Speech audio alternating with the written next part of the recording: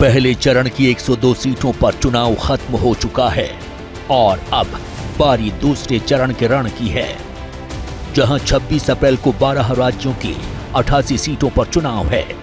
लेकिन सबकी नजर देश के सबसे बड़े सूबे पर है, क्योंकि सबसे दिलचस्प लड़ाई यही हो रही है, जहां एक तरफ महायोद्धा मोदी है,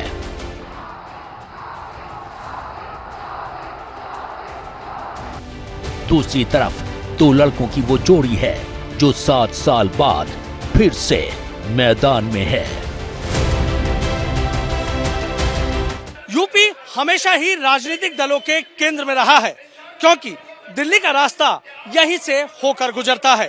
बात 2014 की हो या 2019 की, बीजेपी ने यूपी से ज्यादा सीटें जीतकर दिल्ली में भगवा लहराया था। यही वजह है कि यूपी में विपक्ष मोदी की राह पर चलता दिखाई दे रहा है। जहां जहां प्रधानमंत्री मोदी जनसभा कर रहे हैं, वहां राहुल और अखिलेश की जोड़ी दिखाई दे रही है। पहले चरण का चुनाव संपन्न हो चुका है और दूसरे चरण के चुनाव के लिए अब तमाम पार्टियां पूरी ताकत झोंक रही हैं। कल प्रधानमंत्री नरेंद्र मोदी और मुख्यमंत्री योगी आदित्यनाथ अमरोहा में गरजे थे और आज अमरोहा में इस मंच से अखिलेश यादव और राहुल गांधी गरजेंगे। पूरी कोशिश की जाएगी कि एक ऐसा चुनावी माहौल गठबंधन के पक्ष में बनाया जाए कि बीजेपी से कड़ा मुकाबला किया जा सके। जो जनता है, जो लोग हैं, वो यहाँ पर दो लड़कों की जोड़ी यानी अखिलेश और राहुल की जोड़ी को देखने यहाँ पर पहुंच गए हैं, सुनने के लिए पहुंच गए हैं। और उनकी जोड़ी है, उनके अंदर प्यार, भेदभाव ना बढ़िया चीज है और आपका तो गठबंधन जीतना ही है। शुक्रवार को प्रधानमंत्री मोदी ने यूपी के अमरोहा में जनसभा की थी और राहुल और अखिलेश पर हमलों की झड़ी लगा दी थी। दो शहजादों की जोड़ी, उनकी फिल्म का शूटिंग चल रहा है आजकल। ये दो शहजादों की फिल्म का पहले ही रिजेक्शन हो चुका है। हर बार ये लोग परिवारवाद, भ्रष्टाचार और तुष्टीकरण की टोकरी उठाकर यूपी की जनता से वोट मांगने निकल पड़े। प्रधानमंत्री मोदी यही नहीं रुके थे, उन्होंने राहुल गांधी को सनातन का अपमान करने को लेकर भी जमकर घेरा था। ये हमला राहुल ने 17 अप्रैल को अखिलेश की मौजूदगी में ही किया था। बीजेपी 24 घंटा डिस्ट्रैक्शन करने में लगी रहती है।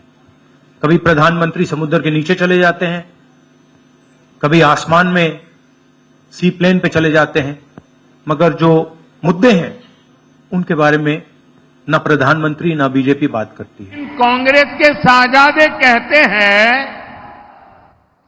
कि समंदर के नीचे पूजा करने योग्य कुछ है ही नहीं। हमारी हजारों वर्ष की मान्यता को, भक्ति को, जिसके साक्षात सबूत है, इस तरह खारिज कर रहे हैं लोग सिर्फ और सिर्फ वोट बैंक के खातिर। शनिवार को बारी राहुल और अखिलेश की थी और वही अमरोहा था जहां एक दिन पहले प्रधानमंत्री मोदी थे। लेकिन इस बार मंच पर राहुल गांधी और अखिलेश थे। ये 2024 में इन दोनों की पहली जॉइंट जनसभा थी, जिसमें राहुल और अखिलेश ने हर उस सवाल का चुन चुन कर जवाब दिया जो हमला एक दिन पहले प्रधानमंत्री मोदी ने किया था। पिछले 10 साल नरेंद्र मोदी जी ने 15-20 अरबपतियों का दबाकर काम किया है। इस बार पश्चिम की हवा जो चलेगी वो भारतीय जनता पार्टी का न केवल उत्तर प्रदेश बल्कि देश में सफाया करेगी। और दलित जनता ने भारतीय जनता पार्टी को पहले चरण में पलट दिया। अमरोहा में बीजेपी से कंवर सिंह तंवर मैदान में हैं, जिनकी टक्कर कांग्रेस के दानिश अली से है, जो पिछली बार ये सीट 63,000 के मार्जिन से जीते थे। बस फर्क इतना है कि पिछली बार दानिश अली ने चुनाव बीएसपी के टिकट पर लड़ा था, इस बार वो कांग्रेस के सिंबल पर लड़ रहे हैं। चुनाव जो है बहुत आगे पहुंच गया है। पिछली बार से ज्यादा की लीड से अमरोहा से गठबंधन की जीत होगी, हम चुनाव जीत करके जाएंगे। पिछली बार भी हमने बीजेपी को हराया था और इस बार भी बीजेपी को हराएंगे। लहर है गठबंधन की पश्चिम उत्तर प्रदेश में, बीजेपी को लोग हराना चाहते हैं। वो दानिशली अब परिवर्तन रहेगा, क्योंकि अब कांग्रेस के वो एमपी बनकर आएंगे और कांग्रेस का एक कार्यकर्ता दिन रात सेवा करता है, काम करने वाला है। अब वो बसपा के साथ नहीं है, अब कांग्रेस पार्टी के साथ है। यहाँ इंडिया गठबंधन का प्रत्याशी जीत रहा है और देश के प्रधानमंत्री राहुल गांधी बनेंगे। और हमें तो बस ये है कि हमारी कांग्रेस पार्टी आ जाए। हम बहुत परेशान हो चुके हैं इस सरकार से, बहुत दिक्कत में आ चुके हैं। गरीब आदमियों का खून चूस लिया सरकार ने, हम सरकार बदलना चाहते हैं। ये गठबंधन जिंदाबाद। ये बिरादरीवाद की पार्टी नहीं, समाज की पार्टी है। इस टाइम जो माहौल चल रहा है वो जो है कांग्रेस का और समाजवादी का है, बीजेपी का कुछ नहीं है। सबका कहना है कि जो ये गठबंधन बना है, ये गठबंधन बेहद मजबूत है। अखिलेश यादव की बात हो, राहुल गांधी की बात हो, दोनों की जोड़ी कमाल करके दिखाएगी, ऐसा ये लोग दावा कर रहे हैं। और ये भी कह रहे हैं कि इस बार देखिए बदलाव होगा और एक आधी सीट पर नहीं, हर सीट पर बड़ा बदलाव देखने को मिलेगा। लेकिन सवाल बड़ा है, क्या दो लड़कों की जोड़ी अमरोहा की नब्ज पकड़ पाएगी? क्योंकि यहां से गई आवाज दूसरी सीटों तक जाएगी। अमरोहा केवल ढोलक ही नहीं, देश का डंका भी बजाता है। यूपी वाले जब स्वागत करते हैं तो अच्छा स्वागत करते हैं, लेकिन जब विदाई करते हैं तो ढोल नगाड़े से विदाई करते हैं।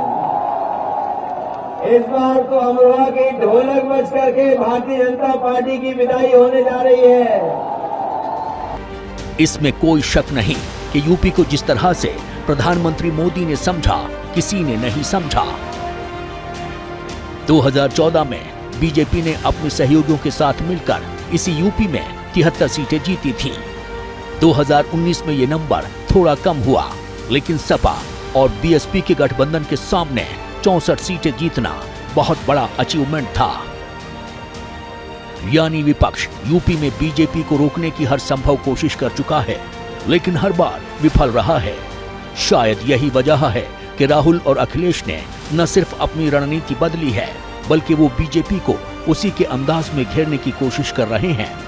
इसे इस तरह से समझिए कि इंडिया गठबंधन ज्यादातर रैली उन लोकसभा सीट पर कर रहा है जहां प्रधानमंत्री मोदी रैली कर चुके हैं।